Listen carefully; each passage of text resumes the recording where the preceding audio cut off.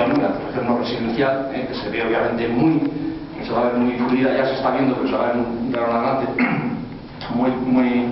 muy constreñida por las medidas de ajuste fiscal.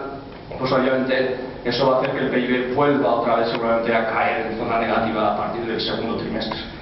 Y si no cae, y adelanto un poco entonces ya esto, aunque se extienda ahora, para aligerar un poco el tema de las previsiones, esto nos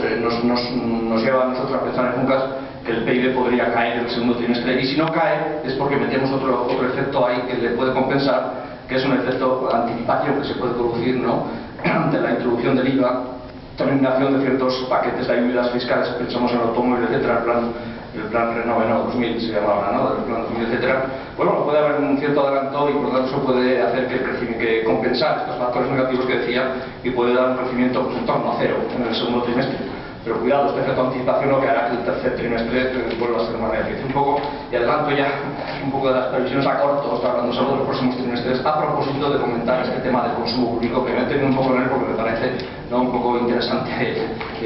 para entender qué es esto de crecimiento de una décima del PIB, etcétera, etcétera, etcétera. Por poco significativa que sea, por cierto, una décima, creo que lo hacen